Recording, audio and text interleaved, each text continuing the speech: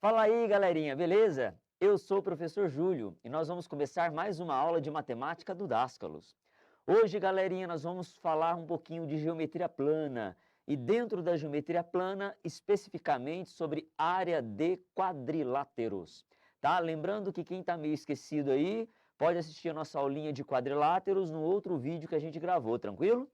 Bom, hoje nós vamos falar, vamos relembrar como é que a gente calcula as áreas dos principais quadriláteros da geometria plana. Lembrando duas coisinhas, galera, que quadriláteros são figuras de 4 lados e a geometria tem 5 tipos legais de quadriláteros, que são os trapézios, os paralelogramos, os retângulos, os losangos e os quadrados, ok? E lembrando também uma segunda coisinha que a área é a medida da superfície interna da figura, tá? Então, toda vez que eu tenho um polígono, seja ele um quadrilátero, um triângulo, um círculo, né? Essa figura tem uma medida interna de superfície e essa medida chama-se área. Tá ok? Bom, então vamos lá rapidinho comigo, ó.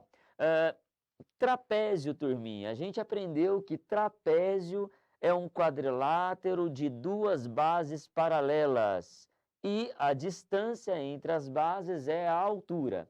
Para calcular a área de um trapézio, a gente soma as bases, base maior, base menor, multiplica pela altura sobre 2, tá? Então é desta forma que a gente calcula a área de um trapézio. Bom, os paralelogramos são figuras que são quadriláteros que, além de ter os lados de cima e de baixo paralelos, também tem os lados da esquerda e direita paralelos, ok? Para ser um trapézio, basta ter apenas dois lados paralelos. Para ser um paralelogramo, não basta ter dois lados paralelos só. Você tem que ter os lados opostos paralelos. Bom, turminha, a gente tem uma base, né, do paralelogramo e a distância entre as bases é a altura. E para a gente determinar a área dele, a gente simplesmente multiplica a base pela altura. Então, base vezes altura é a área de um paralelogramo. Tudo bem, turminha? Bom, o nosso terceiro quadrilátero é o retângulo. A gente sabe que o retângulo é uma figura, né, um quadrilátero de 4 ângulos retos, tá?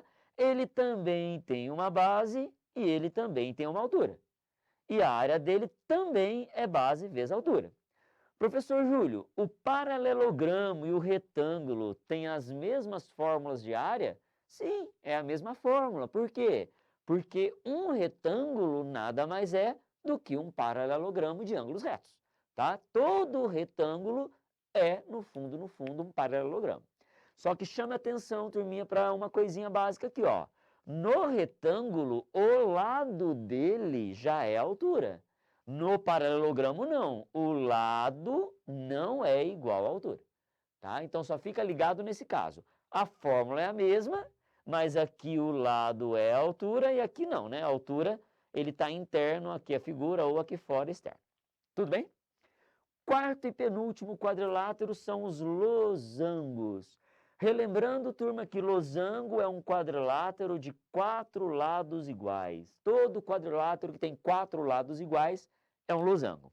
Mas para calcular a área dele, nós não precisamos usar os lados. A gente usa as diagonais. Está vendo que o losango tem uma diagonal maior, grande, e tem uma diagonal menor, pequena. Eu chamei de desinho e desão. Então, desão é a diagonal grande do losango e desinho é a diagonal pequena do losango. Diagonais são essas linhas, né? Esses segmentos que unem os vértices passando dentro do losango.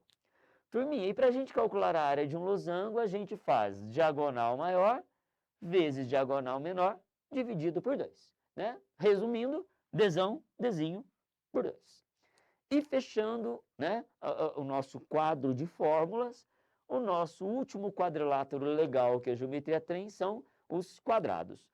Lembrando, galerinha, que o quadrado é uma figura regular, né? Ela é uma figura de ângulos iguais e lados iguais.